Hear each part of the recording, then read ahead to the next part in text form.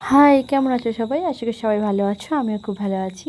আর সবাইকে good morning. আর আজকে হচ্ছে অষ্টমী। সবাইকে জানাই শুভ মহা অষ্টমী। সবাই খুব ভালো করে পুজো কাটাও। আমারও পুজো খুব ভালোই কাটছে। হয়তো কলকাতা মানে ঘুরতে অত দূরে ঠাকুর দেখতে যাইনি, কিন্তু তাও আমার পুজো খুব ভালোই কাটছে। আর এখন সকাল সকালে রেডি হয়ে নিয়েছি। রেডি হয়ে গেছিলাম অষ্টমীর অঞ্জলি দিতে, কারণ 10:30 মধ্যে চলে যেতে বলেছিল। আর আমরা গিয়ে দেখি ওখানে পুষ্পাঞ্জলি চলছে।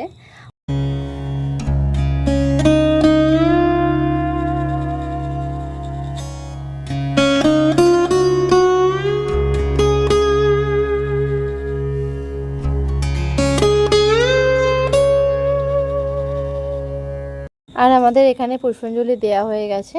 আর এই দেখো না, এখানে চিঠির সন্দেশ খাবে বলে কি বায়না করছে। একটা তো ফল নেওয়ার কোনো একটা নেই যে ফল খাবো, শুধু মিষ্টি খাবে। এই পুজো কদিন যে কী হারে মিষ্টি খেয়েছে, ওকে আমাকে কৃমির ওষুধ না খাওয়াতে হয়। তো এখানে চিঠিটা সকালবেলা নতুন জামা পড়েছিল, ওর ছোটো মাইমা দিয়েছিল। আর তারপর বাড়ি এসে আবার একটা জামা পাল্টে ফেললো। আর এই জামাটা দিয়েছে ওর দাদু। ও সারাদিনে মনে এখন দু থেকে তিনটে করে জামা পাল্টাচ্ছে। 14খানা 13খানা জামা হয়েছে। জামা তো পরে শেষ করতে হবে বলো। আর এখানে আমি পুজো দিয়ে চলে যেতেছিলাম। এসে এই যে তোমার সাথে এখন কী বকবক করছি কে জানে। আর রান্নাবান্না কিচ্ছু হয়নি। রাজীব পনিরটা কিনে এনে দিলে তবে আমি রান্নাটা বসাতে পারবো।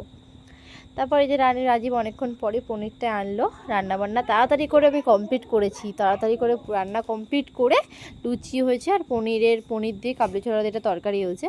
তাড়াতাড়ি করে আর হাতের সামনে যেই জামাটা পেয়েছি আমি সেটাই পরে বেরিয়ে পড়েছি। কারণ মানে সন্ধি পুজো শুরু হয়ে যাবে। 1:21 থেকে সন্ধি পুজো শুরু, 2:09 পর্যন্ত। আমরা পুরো পাক্কা 1:21 গিয়ে পৌঁছেছি আর পুজো শুরু হয়ে গেছে।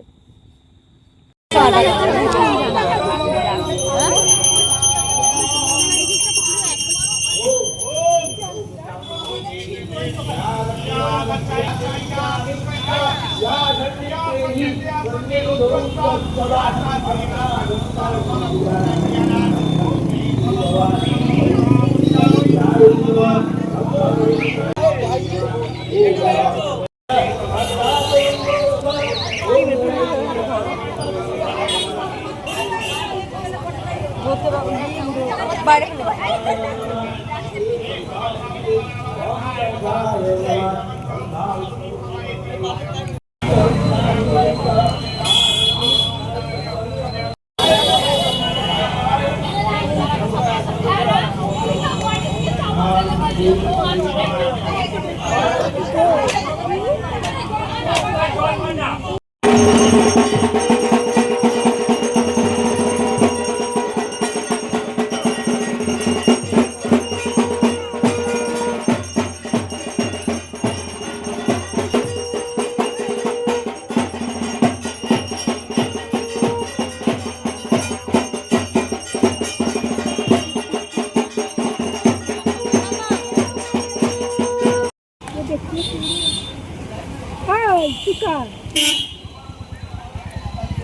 তখন এত তাড়াতাড়ির মধ্যে আমি চলে গেছি রান্না কমপ্লিট করে। কী রান্না হয়েছে দেখানো হয়নি। এই যে লুচি হয়েছে আর ওই তরকারিটা হয়েছে বললাম।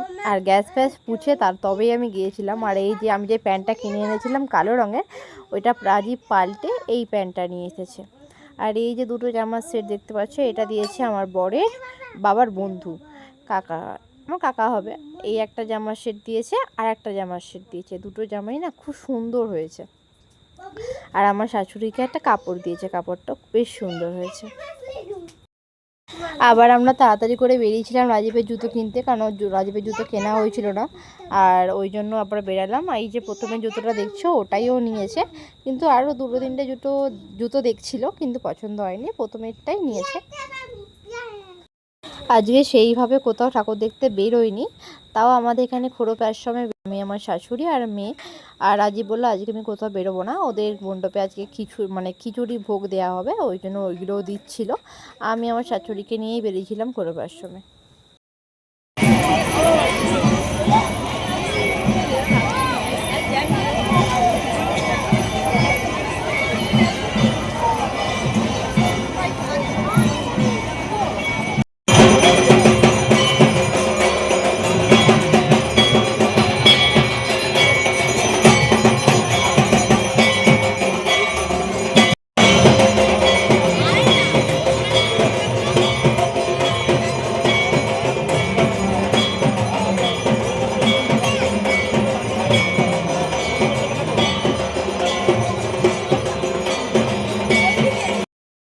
আশ্রমে প্রায় আধ ঘন্টার মতো ছিলাম, ফটো সব তুললাম।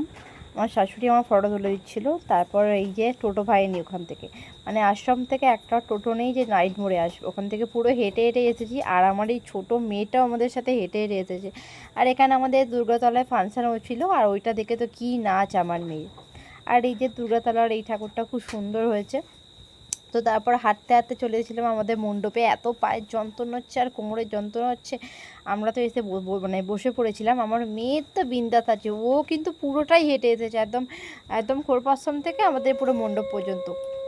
তাও ওর কোনো কষ্ট হয়নি, দেখো কী আনন্দ করছে, নাচ করছে, গান করছে, আর আমাদের যেন সেই ধুকছি। মণ্ডপেতে একটু বসে রেস্ট নিচ্ছিলাম। তারপর অষ্টমী, বাইরে সেইভাবে কিছুই খাইনি। আর এই যেখানে একটু ফুচকা খেতে ইচ্ছা করছিলো বলে একটু ফুচকা খাচ্ছিলাম। ফুচকাটা কিন্তু বেশ ভালো ছিল, বুঝলে তো। আমি মানে 20 টাকার খেয়ে নিয়েছি দাঁড়িয়ে দাঁড়িয়ে। তো চলো, ভিডিওটা আমি এখানে শেষ করে দিচ্ছি। রাতের খাবার তো আছেই, লুচি আর তরকারি। তো চলো, যদি ভালো লেগে থাকে তো প্লিজ চ্যানেলটা সাবস্ক্রাইব করে দিও। টাটা।